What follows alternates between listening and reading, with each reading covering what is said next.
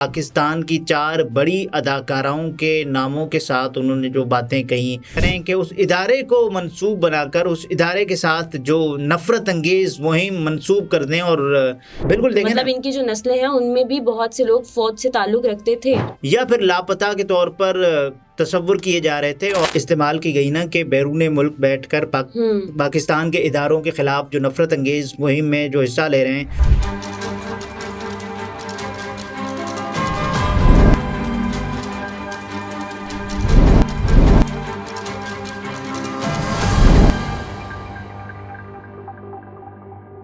السلام علیکم، میں ہوں نمرہ سہیل، آپ دیکھ رہے ہیں الگ نیوز۔ عبدالستار ہمارے ساتھ ہیں۔ عادل راجہ اور حیدر رضا مہدی کے خلاف بڑا ایکشن لے لیا گیا ہے اور ان کے نام کے ساتھ کون سا لفظ لگانے سے منع بھی کیا گیا ہے یہ بتا دیں، لیکن اس سے پہلے کامنٹس شامل کریں، لیکن کامنٹس بعد میں شامل کر لیں گے، پہلے ہم اس پر بات کر لیتے ہیں۔ پہلے اس اسٹوری پر بات کرتے ہیں کہ عادل فاروق راجہ ان کا پورا نام ہے، اور اس کے ساتھ ساتھ موجود ہیں اس اسٹوری کے دوسرے رخ پر حیدر مہدی صاحب کے جو بہت ساری خبریں بیرون ملک سے کرتے ہیں، اور عادل فاروق راجہ اور حیدر مہدی کے جو متنازع ولاگز ہوتے ہیں، جو متنازع خبریں ہوتی ہیں، اور یہ بھی دیکھیں نا کہ بہت جھوٹی خبریں بھی ہوتی ہیں۔ انہوں نے اس سے پہلے ایک تو یہ نفرت انگیز مہم چلائی پاک فوج کے خلاف، اور اس سے بھی پہلے جو پاکستان کی 4 بڑی اداکاراؤں کے ناموں کے ساتھ انہوں نے جو باتیں کہیں، جو گھٹیا ترین باتیں تھیں، اور جس کے بعد انہی اداکاراؤں نے ان پر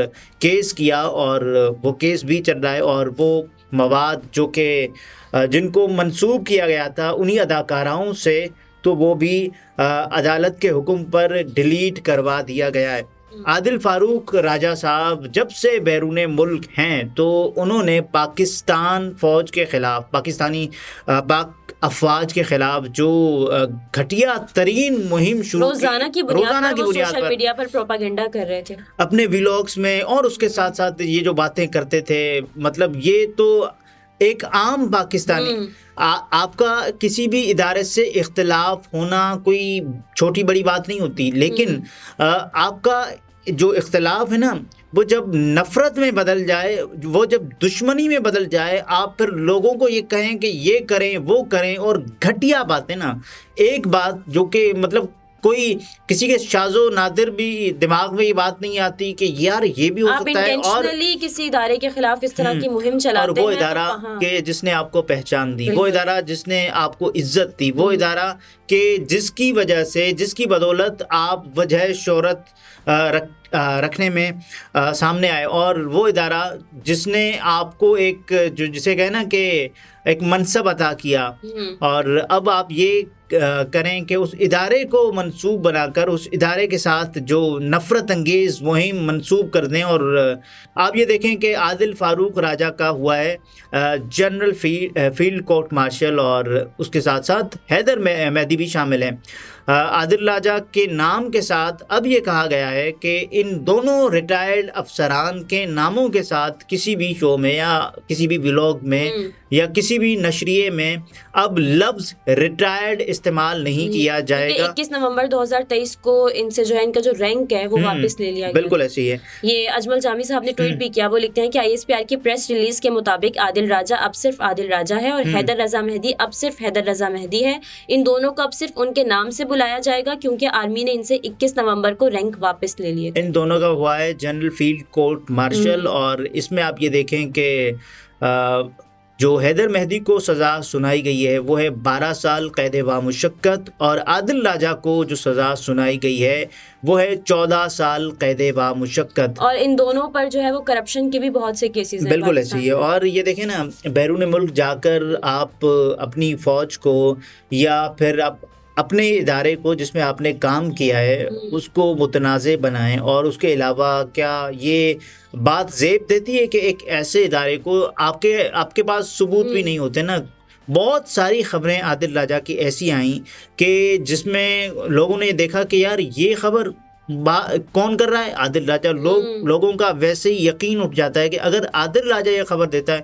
اور اچھا عادل راجہ کا جو ہوتا ہے اپنا انداز کہ میں خبر دیتا ہوں، پکی خبر دیتا ہوں، لیکن ایسی بات نہیں ہے. عادل راجہ نے جو خبریں دیں ماضی میں اور اب بھی جو دیتے آ رہے ہیں وہ متنازع ترین، گھٹیا ترین جس میں زبان استعمال کی جاتی ہے. اور اب جو فیصلہ لیا گیا ہے قومی سلامتی کے لیے بہت ضروری تھا. ماہر قومی سلامتی ہے محمد علی صاحب، انہوں نے کہا کہ ان دونوں افسران جو ریٹائرڈ افسران ہیں اب ان کے اوپر جو ہے نا ان کا جو تعلق ہے فوجی گھرانے سے ہے. بالکل، مطلب ان کی جو نسلیں ہیں ان میں بھی بہت سے لوگ فوج سے تعلق رکھتے تھے، لیکن ان دونوں نے کس طرح کا کام کر دکھایا. یہ بھی ایک قابل افسوس بات ہوگی فیملی کے لیے بھی. دیکھیں ایک فوجی فیملی جو کہ سرو کر رہی ہے پاک فوج کو، اور یہ نسلوں سے یہ سلسلہ چلتا آ رہا ہے نا، تو بڑے دکھ کی بات ہوتی ہے. اس فیملی کے جو سینٹیمنٹس ہوتے ہیں یار، دیکھیں کہ ایک بندہ جس کی جو نسلیں فوج میں ہیں اور وہ اتنی گھٹیا مہم شروع کرے، اور جس سے پاکستان میں تاثر تو یہ دیا جاتا ہے نا کہ ہو سکتا ہے کہ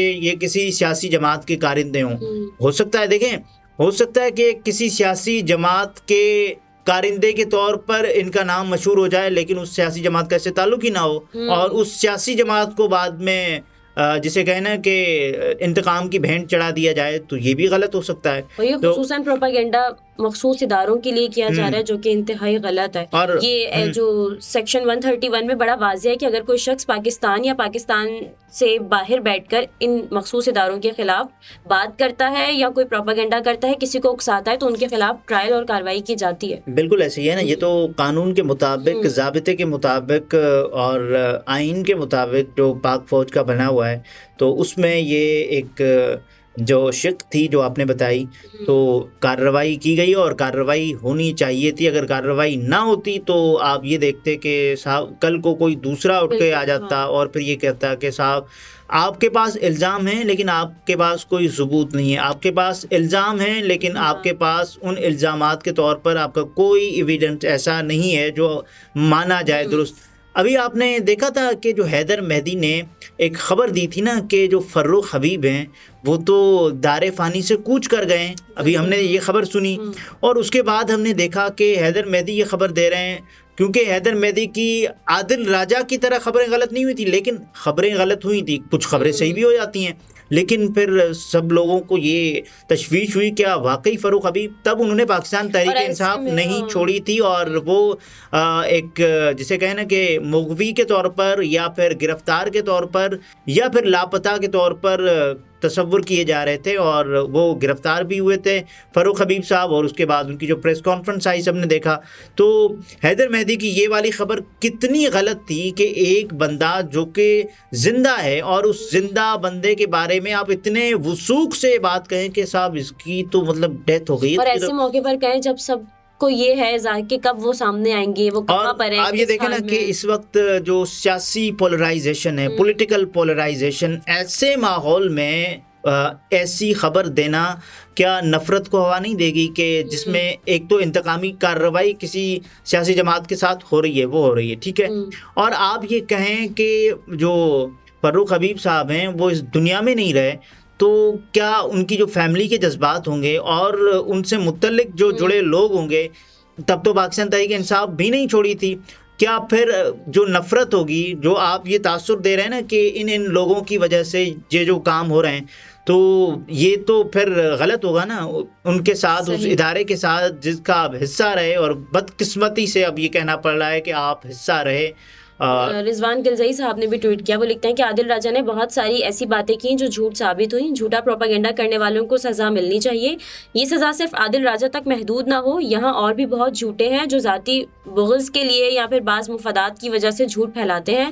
جو کوئی بھی جس کے خلاف بھی جھوٹی مہم چلائے گا، ثابت ہونے پر اس کو سزا ملنی چاہیے. بالکل بالکل درست بات ہے کہ یہاں اکراس دا بورڈ ہونی چاہیے نا. اگر وہاں ہیں تو بیرون ملک ہیں، کیونکہ ان کے خلاف ایک شق استعمال کی گئی نا کہ بیرون ملک بیٹھ کر پاکستان کے اداروں کے خلاف جو نفرت انگیز مہم میں جو حصہ لے رہے ہیں یا اعلی کار بننا ہے یا پھر جو اس مہم کے سرکردہ ہیں تو ان کے خلاف کارروائی کی گئی ہے. تو یہ اس شق کے جو مخصوص پیرائے کے طور پر کی گئی. اور آئی ایم شیور کہ یہاں اگر کوئی ایسا ہوگا کہ جو اب دیکھیں نا, میرے خیال میں نہیں ہے کہ کوئی ایسا ریناؤنڈ یا کوئی ایسا پرومیننٹ نام جو کہ ملک میں بیٹھ کر یا پھر اسی ادارے کا حصہ رہ کر اس نے ایسی کوئی مہم چلائی ہے. مجھے یاد نہیں ہے کہ اس پاکستان میں ایسا کوئی اگر ہے تو اس کے خلاف کارروائی ضرور ہونی چاہیے. بہرحال کومنٹس شامل کرتے ہیں. صحیح. یہ خرم شہزاد صاحب ہیں, وہ لکھتے ہیں کہ آپ کہتے ہیں کہ کتاب کے مندرجات پر بات نہیں کی جا سکتی, تو اس موضوع پر گفتگو کیوں کر رہے ہیں؟ دیکھیں, کتاب کے مندرجات پر بات اس لیے نہیں کی گئی کیونکہ کچھ نشری تقاضے ہوتے ہیں نا. آپ لوگوں مطلب لوگ فیملیز کے ساتھ بیٹھ کر کبھی کبھی کوئی بات سن رہے ہوتے ہیں, تو ویسی بات ایز اٹ از بلنٹ کرنا یہ تو زیادتی ہوگی نا ان لوگوں کے ساتھ جو کہ ہمارے کنٹینٹ پر اعتبار کرتے ہیں. تو یہ ایک ایسی بات ہے جو کہ نشری تقاضوں کے ہم کتاب ریلیز ہو گئی ہے, یہ ایک ذمہ داری بنتی ہے نا کہ آپ جب اور جس پلیٹ فارم پر آپ یہ کام کر رہے ہوتے ہیں وہاں بھی کچھ پابندیاں ہوتی ہیں, اور آپ ایسی چیز آن ایئر نہیں کرتے یا بتاتے جو کہ ہماری جو کلچرل نارمز ہیں ان کے خلاف ہو. تو معذرت پہ کرتا ہوں, آپ کو کتاب پڑھنی تو آپ پڑھ سکتے ہیں. صحیح. عبدالغفار صاحب ہیں, وہ لکھتے ہیں کہ لکھ لو 8 فروری کو انتخابات نہیں ہوں گے. دیکھیں, مجھے نہیں پتا کہ انہوں نے اپنی بیوی سے مشاورت کی ہوگی یا اس سے پہلے انہوں نے لکھ کے بتا دیا. یہ ان کی اپنی رائے ہے. میرا یہ خیال ہے کہ 8 فروری کو انتخابات ہو جائیں گے. جیسے جیسے ہوں گے وہ ایک الگ بحث ہے کہ کیا صاف شفاف انتخابات ہوں گے یا جسے کہیں کہ دھاندلی زدہ انتخابات ہوں گے, وہ ایک الگ بحث ہے, لیکن انتخابات ہو جائیں گے. صحیح. یہ اختر محمود صاحب ہیں, لکھتے ہیں کہ بڑا نوٹ بند ہونے سے کچھ بہتری تو آئے گی. دیکھیں, یہ ان کی اپنی ذاتی رائے ہے, کون سی بہتری ہو سکتا ہے, کچھ بہتری ہے, اور یہ ایک ہائپوتھیٹیکل ایک بات ہے جو انہوں نے کہی ہے. میرا یہ خیال ہے کہ نوٹ بند ہونا کوئی مسئلے کا حل نہیں ہے. آپ کا اگر مسئلہ ٹھیک ہے یا درست ہے یا غلط سمت میں ہم جا رہے ہیں تو اس کا جو حل ہے وہ نوٹ کی بجائے ووٹ ہونا چاہیے. صحیح. ناظرین, گفتگو آپ نے ملاحظہ فرمائی. عبدالستار ہمارے ساتھ تھے. اجازت دیجیے. اللہ حافظ.